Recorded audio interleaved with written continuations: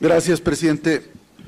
Para el director de Pemex, explíquenos la situación actual del juicio que Pemex entabló contra Siemens en Estados Unidos por el resarcimiento de daños y perjuicios por $500 millones causado por actividades de corrupción de Siemens en perjuicio de Pemex.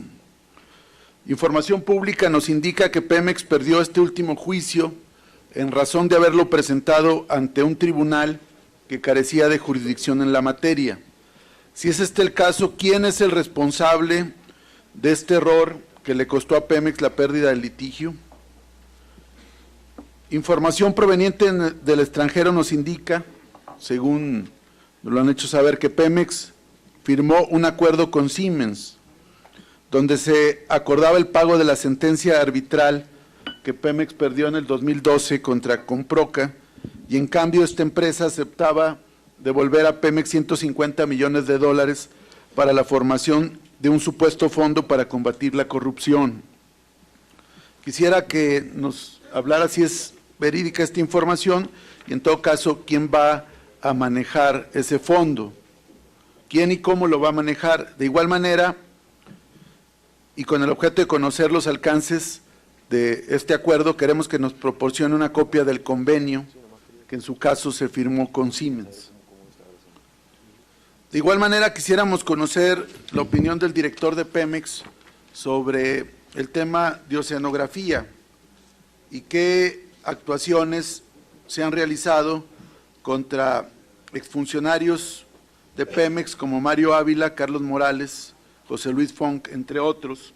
Sabemos que no es Ministerio Público, pero nos acaba de decir que tiene una unidad para atender los delitos cometidos contra Pemex, entonces quisiéramos que nos pudiera aclarar. Y también otra información que nosotros hicimos del conocimiento en pleno proceso de reforma energética y que el pasado 10 de septiembre el secretario de Hacienda confirmó que hubo una reunión. Él dio su propia versión, pero la que nosotros tenemos y nunca ha sido desmentida es que Amado Yáñez estuvo en una reunión convocado por el director del SAE, Héctor Orozco Fernández, el día 9 de julio a las 14 horas, donde estuvieron presentes representantes de bancos mexicanos, bancos holandeses, dueños de embarcaciones, acreedores y tenedores de bonos. Esta reunión fue reconocida por el secretario de Hacienda. Él dijo que porque iba acompañando un proveedor, un individuo que está sujeto a proceso, que está en un juicio, acompaña supuestamente a un proveedor a una reunión con el SAE y la Procuraduría General de la República.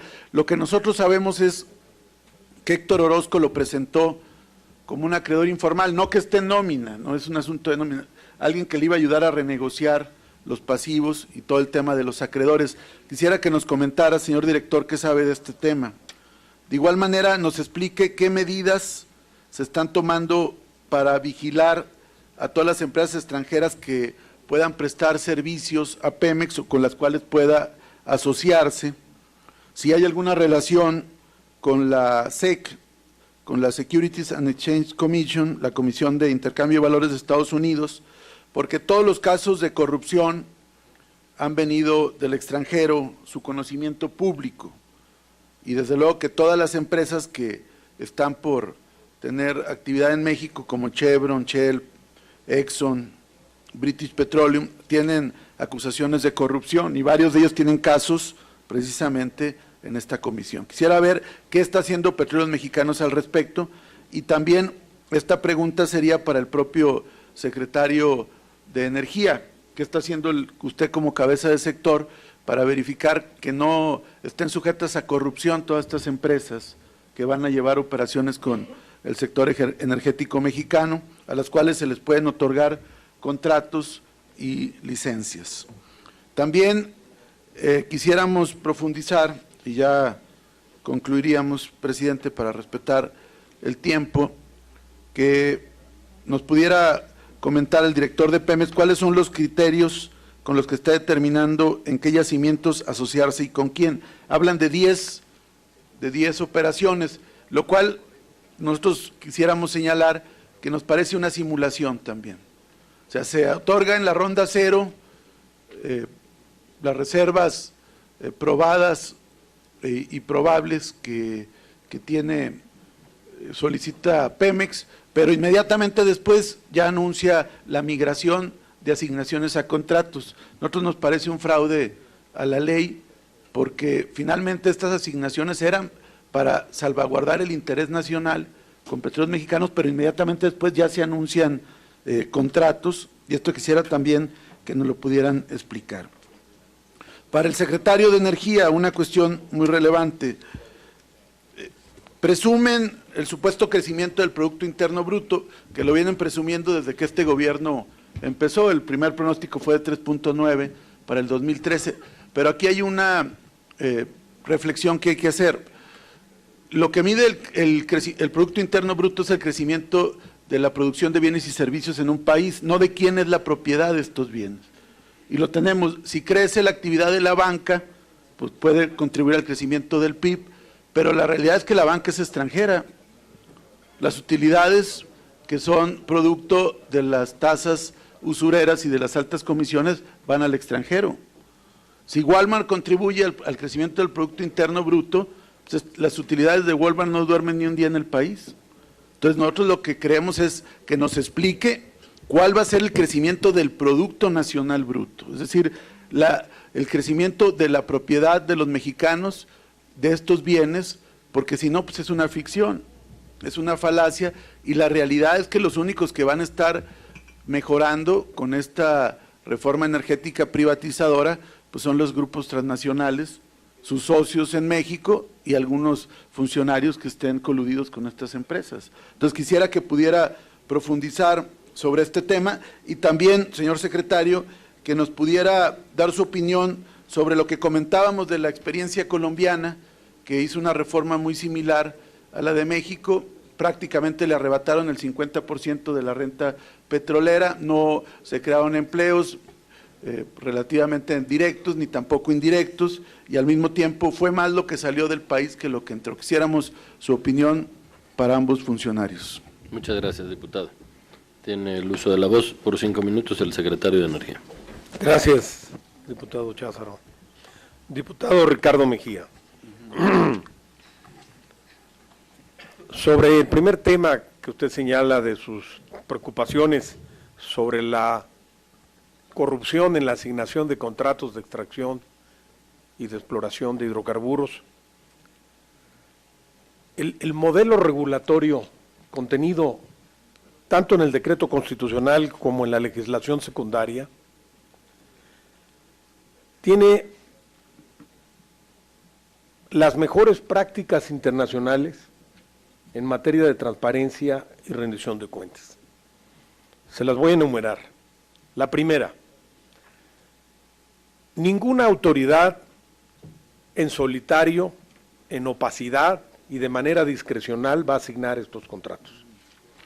Van a participar 4 instancias distintas del Estado mexicano. A la Secretaría de Energía nos va a corresponder determinar qué áreas se van a sacar a licitación, los lineamientos técnicos de esta y el tipo de contratos que se asignará a cada una de las áreas licitadas. A la Secretaría de Hacienda le va a corresponder el contenido económico y fiscal de esos contratos.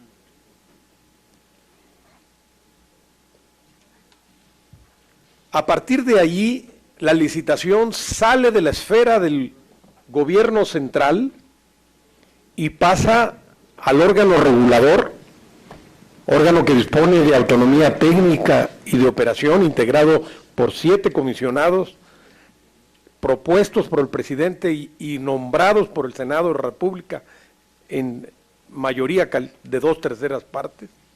Ellos van a llevar a cabo la licitación, van a asignar los ganadores, van a suscribir los contratos y los van a administrar. Pero el órgano regulador no va a participar en la liquidación económica de los contratos. Eso es tarea ya de una 4ª instancia del Estado mexicano, el Fondo Mexicano del Petróleo, fideicomiso constituido en el Banco de México, sujeto a reglas de transparencia, integrado por un comité técnico con 4 consejeros independientes, ratificados por 2/3 partes del Senado de la República, el gobernador del Banco de México, órgano constitucional autónomo, y solo vamos a ver 2 personas del gobierno federal, el titular de Hacienda y el titular de la Secretaría de Energía. Pero además, no puede haber manejo discrecional de la renta petrolera que va a ingresar ahí, salvo el impuesto sobre la renta y el IVA que irán a la tesorería de la Federación, todo lo demás ingresará al fondo. No va a haber posibilidades de manejo discrecional, porque la propia legislación que aprobó el Congreso de la Unión establece los montos, las cantidades y los destinos a donde irá la renta petrolera. Establece 4.7 va hasta 4.7 del Producto Interno Bruto va al presupuesto y a los fondos de estabilización de los ingresos de los estados y la Federación y los fondos de investigación tecnológica, y todo lo que exceda va a invertirse en ahorro público de largo plazo, hasta 3% del PIB, y luego en proporciones hacia más ahorro público, pensiones universales de los mexicanos, becas, reinversiones en proyectos petroleros rentables, ciencia y tecnología y energías renovables. Entonces, la posibilidad de un manejo discrecional de la renta petrolera lo superó totalmente la muy buena legislación que contamos en materia de energía. Otras medidas de transparencia que están establecidas y que ya se están poniendo en práctica: los órganos reguladores van a asignar las licitaciones en sesiones públicas, se van a transmitir en tiempo real por internet. Todas las sesiones que realicen los órganos reguladores tendrán que levantar acta, serán en tiempo real, ya están pasando en tiempo real. Ya las sesiones de la CRE y de la CNH, ya hay público que la ha podido seguir a través de internet. Todo el contenido de los contratos será público, salvo el secreto industrial y tecnológico, que se puede ser reservado. Va a estar abierto a la información pública. Los comisionados no podrán recibir solos a ningún representante de una empresa regulada, ni pública ni privada. Tendrán que estar por lo menos 2 y deberán levantar una minuta de lo que se trate en esto y hacerla pública. Respecto a la derrama económica que esperamos, está elaborado con un sentido de inclusión social la reforma energética. Creemos que la derrama no va a ser la concentración en unas cuantas empresas. Aspiramos en este sexenio, reitero, a crear 500,000 empleos directos e indirectos. Aspiramos a ver a muchísimas empresas mexicanas, pequeñas y medianas, como proveedores de la industria energética. Aspiramos a ver empresas petroleras mexicanas privadas con Pemex también, al lado de nuestra gran empresa pública, también participando en esto y generando reforma. Además, se va a incrementar el ingreso federal y se va a incrementar las participaciones de los estados y municipios, por lo tanto se va a generar desarrollo regional. Y respecto al caso colombiano, yo viajé a Colombia, diputado, un grupo de funcionarios previo a la reforma energética, como lo hicieron también muchos legisladores, viajamos a ver ejemplos de reformas energéticas paradigmáticas, viajamos a Noruega, viajamos a Colombia, viajamos a Brasil, y la información que yo traigo es distinta, diputados, discúlpenme, pero Colombia incrementó su renta petrolera. La producción de Colombia venía declinando, como la mexicana, y subió 2 o 3 años después de que inició la implementación de la reforma. Y no solo eso, ya para concluir, creo que la reforma hizo de Ecopetrol una empresa de Estado petrolera paradigmática en América Latina, muy reconocida y muy prestigiada. Gracias, secretario. Tiene el uso de la palabra por 5 minutos el maestro Emilio Lozoya, director de Pemex. Gracias, secretario. Señor diputado Ricardo Mejía, quisiera referirme a algunos de los cuestionamientos que nos hace respecto al juicio con el consorcio Comproca. Es, para información del resto aquí de los diputados, un juicio que data desde el 2001. El contrato se signó con este consorcio en 1997 y por lo tanto pues ha habido una multiplicidad de acciones legales, despachos de abogados, etcétera. Lo que puedo informar que se ha realizado en esta administración es que el 12 de diciembre de 2012, a unos días de haber sido iniciada la administración del presidente Enrique Peña Nieto, Pemex demanda por daños y perjuicios por violaciones a la ley RICO, que es la de anticorrupción en Estados Unidos, por presuntos actos de corrupción reconocidos por Siemens ante la Security and Exchange Commission, la SEC, del Departamento de Justicia de Estados Unidos. Este juicio se llevó a cabo durante el 2013 y recientemente se obtuvo un fallo adverso para Petróleos Mexicanos, pero dicho juicio fue declinado por un tema territorial y no por un tema de fondo del asunto, es decir, por un tema jurisdiccional. ¿Qué otras acciones ha llevado a cabo Petróleos Mexicanos para defender sus intereses? Ha promovido distintos amparos ante la jurisdicción mexicana y quisiera informarle a esta soberanía que recientemente la Suprema Corte de Justicia admitió un amparo por parte de Petróleos Mexicanos en este sentido, por lo tanto seguiremos litigando con toda vehemencia para proteger los intereses y el patrimonio de nuestra empresa.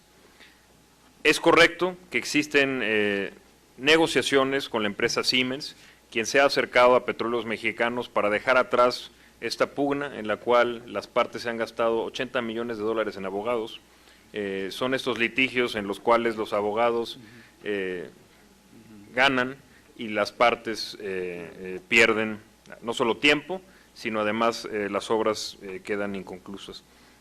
Una vez que tengamos un convenio vinculatorio entre las partes, por supuesto que se lo haremos llegar. En el interés de Pemex es dejar atrás muchos de estos juicios, por supuesto dar con los responsables, pero a la vez dejar de erogar recursos y más bien enfocarnos a nuestro negocio, que es explorar, extraer petróleo en beneficio de nuestro único dueño, que es el Estado mexicano. Pero sí, le puedo confirmar que hay negociaciones en este sentido. Creo que sería un buen arreglo para Petróleos Mexicanos y las partes si se logra un acuerdo vinculatorio en el cual se zanjen estas diferencias, se dejen atrás. Y dentro de las negociaciones, señor diputado, sí, una de ellas es la creación de un fondo para combatir la corrupción, para promover la transparencia, y le estaremos informando cuando esto quede negociado. Por otro lado, usted me preguntó sobre el estatus del tema de oceanografía. He comparecido ante esta soberanía al respecto. Quisiera hacer brevemente una recapitulación. Al 28 de febrero de 2014 se tenían 39 contratos vigentes con oceanografía. Del 1 de marzo al 15 de septiembre se rescindieron administrativamente 15 contratos y terminó la vigencia de 11, por lo que se cuentan con 13 contratos vigentes. Por otro lado, se tiene el conocimiento que derivado de la querella que presentó Banamex ante el Ministerio Público de la Federación y del juicio también de concurso mercantil, se han promovido diversos juicios en contra de oceanografía, de los cuales se tiene conocimiento de los siguientes. Juicios de amparo, 16 juicios promovidos por diversas instituciones bancarias y personas morales, en las cuales PEP fue señalado como tercero perjudicado. Juicios civiles y mercantiles interpuestos por oceanografía ya intervenida por el SAE en contra de Pemex Exploración y Producción, de los cuales 15 son tramitados en la vía civil y 2 en la mercantil. Juicios administrativos, 5 promovidos por oceanografía en contra de PEP, embargos en contra de oceanografía, 2 promovidos por personas morales en contra de oceanografía, y juicios laborales 38. Es una multiplicidad de juicios que se están llevando a cabo, pero yo lo que le quisiera informar es, yo creo que lo más relevante para Petróleos Mexicanos, es que el 10 de septiembre de 2014 se emitió una resolución en la que se concede a Pemex Exploración y Producción una suspensión definitiva para el efecto que no se reintegren las penas convencionales a los contratos de Pemex. Es decir, no hay daño patrimonial para Petróleos Mexicanos y en este sentido pues seguiremos combatiendo a través de la jurisdicción mexicana e internacional, si es necesario, los intereses de Petróleos Mexicanos. Respecto a la reunión que usted hace mención, no tengo información al respecto. Reitero, es o era un contratista importante de Petróleos Mexicanos, y Pemex se tiene que concentrar en la exploración, en la producción y en la transformación industrial de los hidrocarburos, y no podemos estar lidiando con los problemas que tienen nuestros contratistas. Por supuesto que estamos comprometidos con el contenido nacional, como lo mencionó el secretario de Energía. Es un tema fundamental el promover a las empresas mexicanas, pero no a las empresas que cometen delitos. Quisiera también recalcar que Pemex fue quien detectó las fianzas fraudulentas que esta empresa había presentado, y por lo tanto, a partir de esta investigación que se había hecho interna para tener transparencia en nuestras operaciones, se inhabilita esta empresa, y esto provoca que se descubra este supuesto fraude bancario por cientos de millones de dólares. Finalmente, usted me cuestionaba sobre una supuesta simulación en la cual Petróleos Mexicanos estaría participando en mudar contratos incentivados de producción y servicios y contratos de obra pública financiada. Quisiera recalcarle, señor diputado, respetuosamente, que nosotros cumplimos escrupulosamente con la ley, y en este sentido la ley permite la migración de los 22 CIEPs y COPs que Petróleos Mexicanos firmó en anterioridad a la promulgación de la reforma energética.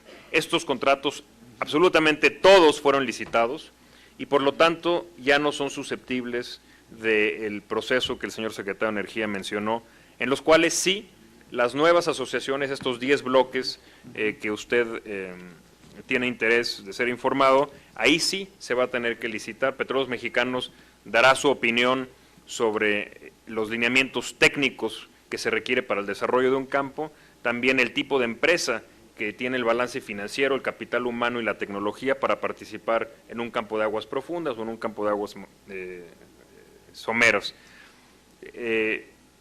Estos 10 campos es un portafolio diversificado que nos permitirá tener producción temprana y también producción más compleja como aguas profundas. En campos concretos le digo que los terrestres maduros son el de Rodador, Ogarrio, Cárdenas, Mora y Samaria Terciario. En los campos marinos son Bolonticú, Sinán y Ec. En aceite extrapesado marino será Ayatzil, Tequel y Utzil. En gas en aguas profundas, Cuná y Piclis. Y en aceite en área de perdido, Trión y Explorato. Son 10 campos. Para el país sería una gran noticia poder lograr estas asociaciones en el corto plazo, y las variables críticas, señor diputado, que llevarán a Petróleos Mexicanos, o por qué estamos queriéndonos asociar en estos 10 campos, son 3. La mezcla de capital humano, tecnología y solidez financiera de los socios. Quisiera recalcar algo que dijo el secretario de Energía, que es Pemex era la última empresa en el mundo de nuestro tamaño que no tenía este tipo de asociaciones. La ley que esta soberanía aprobó le da a Petróleos Mexicanos herramientas fundamentales para fortalecernos en beneficio de nuestro propietario, que es el Estado mexicano. Muchas gracias. Gracias, señor director. Tiene el uso de la voz por 3 minutos el diputado Ricardo Mejía Verdeja. Gracias, secretario. Discrepo, señor secretario, en cuanto a la supuesta autonomía y todas estas instancias que participan, porque el que los pone a todos se llama Enrique Peña Nieto. El secretario de Hacienda lo nombra Enrique Peña Nieto, a usted lo nombró Enrique Peña Nieto, a los integrantes de la Comisión Nacional de Hidrocarburos, de la Comisión Reguladora de Energía, los propuso Enrique Peña Nieto, y la mayoría en el Senado la tienen preconfigurada con el PAN. Es decir, todo fluye como mantequilla. Si hubiera una postura crítica, no hubiera nombrado a Luis Telles en el Fondo Mexicano del Petróleo. Presidente de los bolseros, de la Bolsa Mexicana de Valores, siendo parte de los que definen los destinos del Fondo Mexicano del Petróleo, pues en ningún país democrático, en ningún país que se cuide que no haya conflicto de intereses, no lo hubieran nombrado. O Octavio Pastrana, que es consejero independiente de Pemex, que además de haber fungido como presidente de British Petroleum, fue director en México y Colombia de Isolux Corsan, que tiene contratos importantes y litigios en carreteras, no aclarados todavía. Esta empresa además construyó la planta hidrodesulfatadora de Salamanca, de diésel. Tiene claros conflictos de interés y es uno de los flamantes consejeros independientes ahora de Pemex. Es decir, la Secretaría de Hacienda es la que va a fiscalizar, la Secretaría de Energía es la que va con el concurso de la Comisión de Hidrocarburos definir las licitaciones, los contratos, y todos tienen un común denominador, todos dependen del presidente de la República. O sea, la realidad es que es crear una burocracia exponencial para que al final de cuentas todo derive de una sola decisión. Nosotros no coincidimos con ello. En un modelo ideal se hubieran tomado otras decisiones, pero yo le doy algunos ejemplos. El Fondo Mexicano del Petróleo lo preside el secretario de Hacienda y el auditor externo lo nombra el secretario de Hacienda, es juez y parte, que es el mismo, evidentemente, del Banco de México, pero que a su vez lo propone también el secretario de Hacienda y Crédito Público. Los miembros independientes del Fondo Mexicano del Petróleo son irresponsables, no son ni servidores públicos y manejan miles de millones de dólares. No son sujetos a un régimen de responsabilidades y hay una disposición que nosotros llamamos cláusula de impunidad que les permite tomar decisiones sin ser responsables.